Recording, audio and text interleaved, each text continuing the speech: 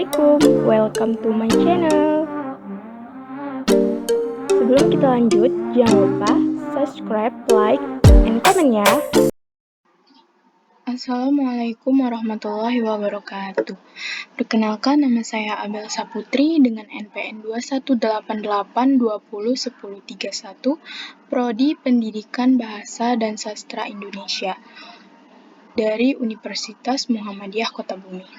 Saya di sini akan menjelaskan kembali materi yang telah diberikan oleh Bapak Windo Diki Irawan, Magister Pendidikan, dari materi awal sampai materi akhir.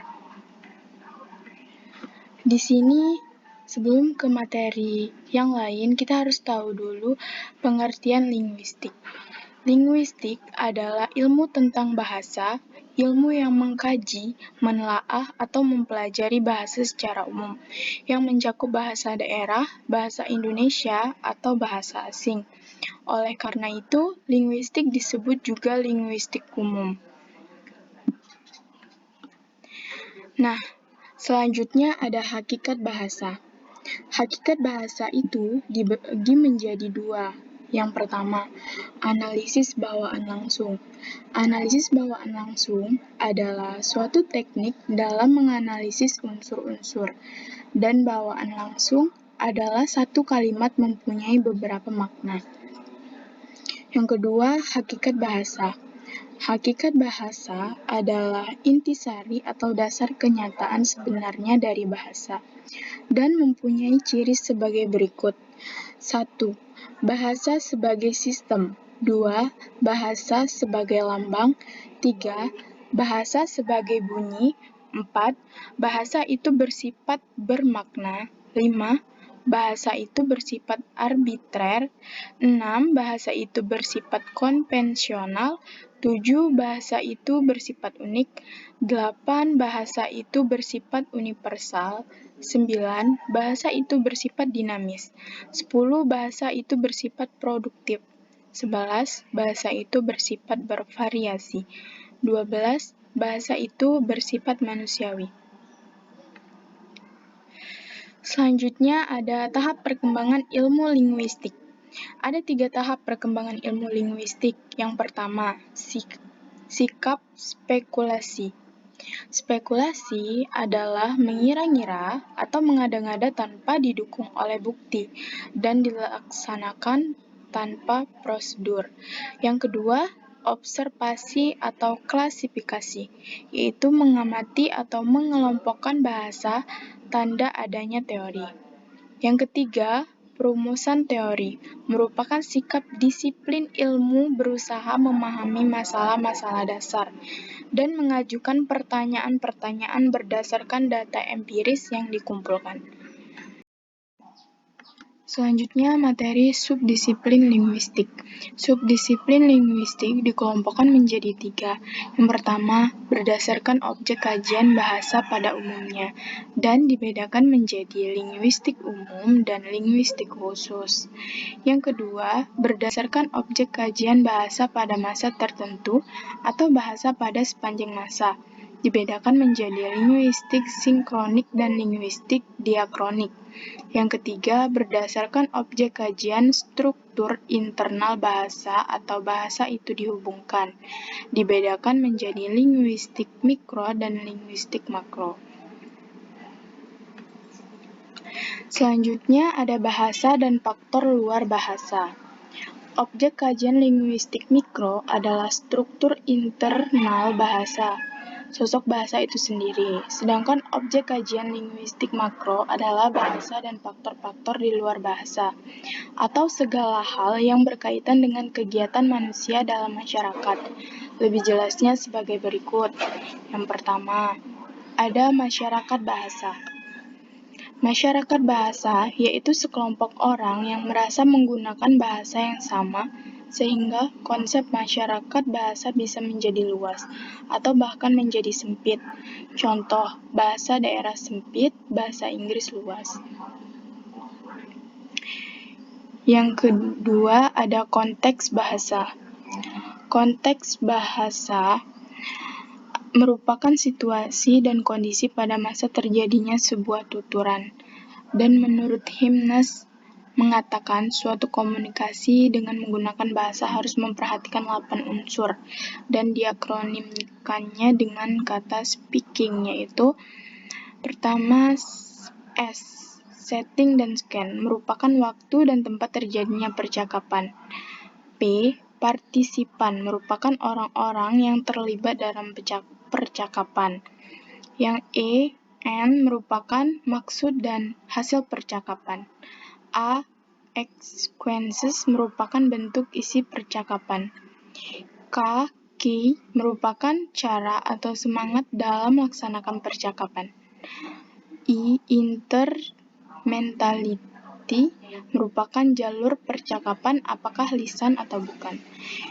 Yang N, norms, merupakan aturan yang membatasi peristiwa tutur.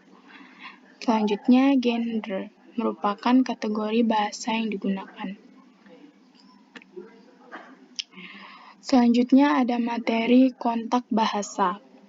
Kontak bahasa terjadi jika dalam masyarakat terbuka yang para anggotanya dapat menerima kedatangan anggota dari masyarakat lain, baik satu atau lebih anggota masyarakat, dengan berbagai macam kasus bahasa seperti: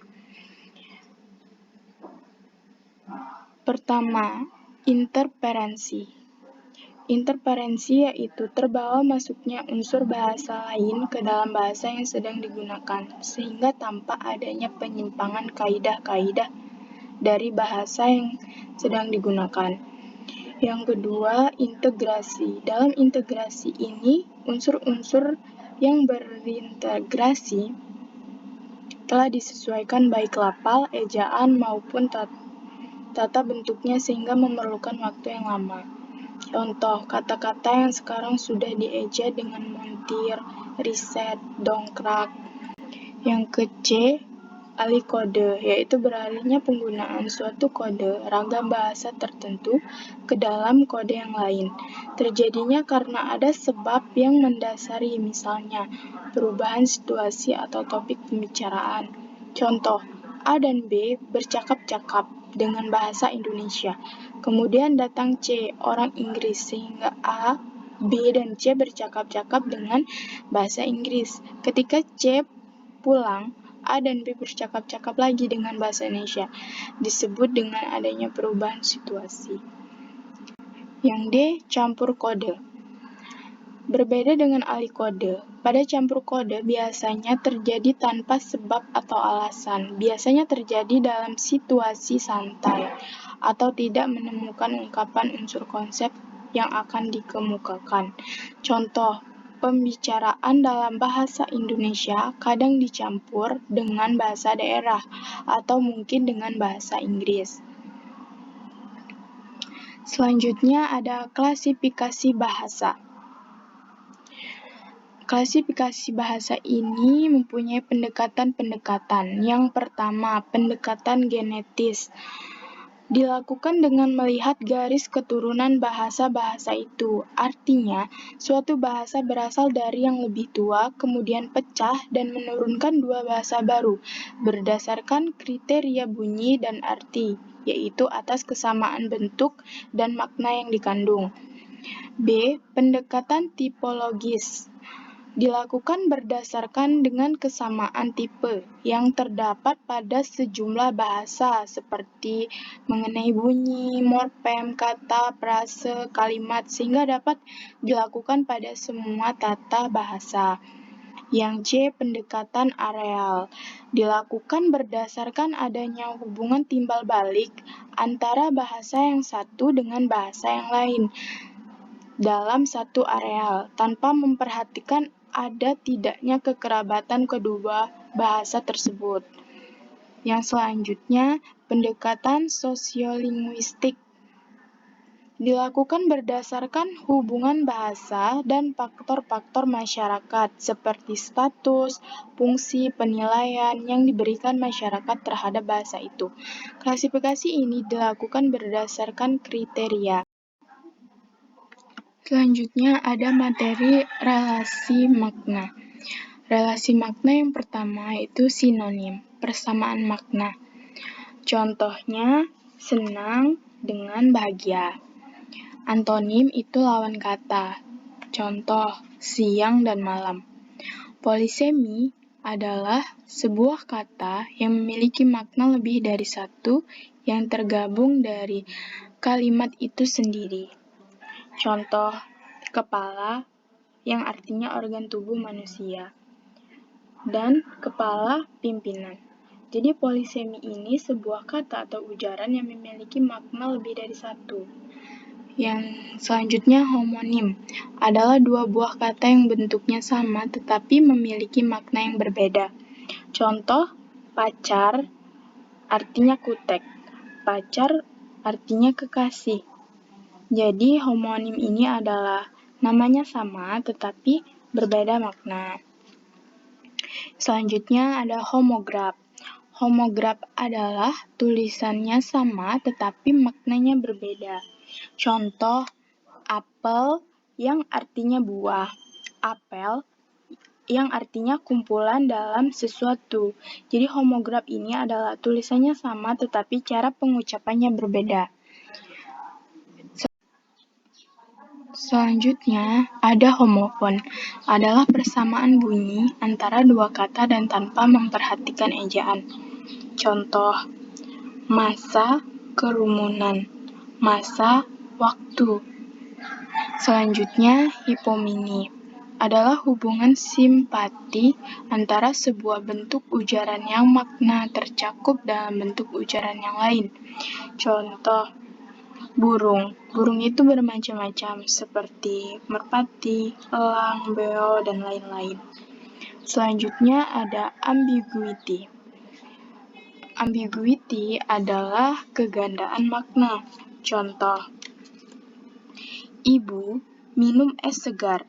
Maknanya, ibu meminum es yang segar. Ibu minum es segar. Maknanya, ibu meminum es kemudian menjadi segar. Nah, yang terakhir ada redundansi, adalah berlebih-lebihan dalam menggunakan suatu ujaran. Contoh, dia sangat cantik sekali.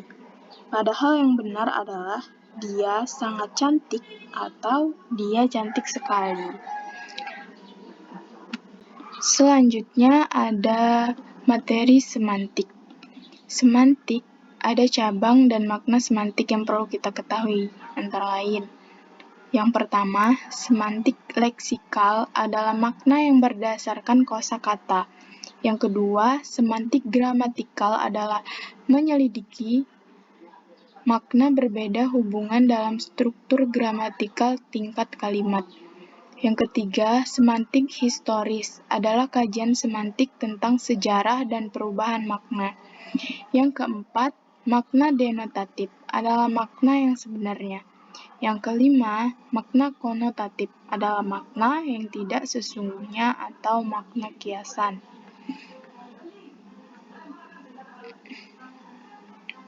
Selanjutnya ada kalimat. Kalimat ini memiliki jenis-jenis. Yang pertama, kalimat inti adalah kalimat yang hanya terdiri atas subjek dan predikat. Yang kedua, kalimat tunggal adalah kalimat yang hanya terdiri dari satu klausa atau satu kerangka yang menyusun klausa yang memberikan suatu makna utuh dalam ujian tersebut.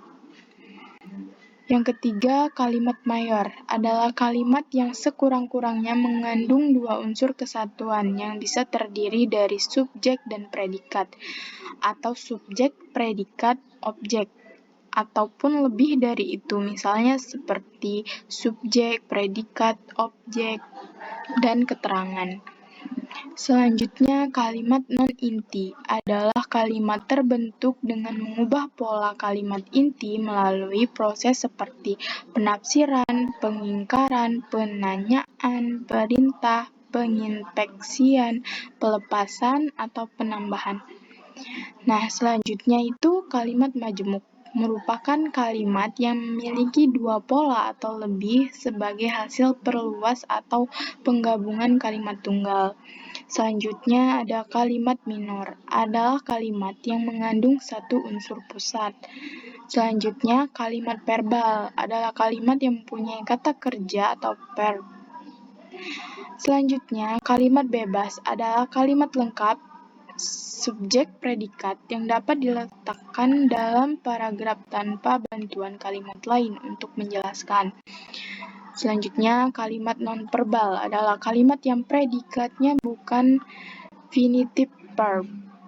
Selanjutnya, klausa terikat adalah klausa yang memiliki struktur yang tidak lengkap. Itu saja yang dapat saya sampaikan. Apabila ada kesalahan, saya mohon maaf. Sekian, terima kasih.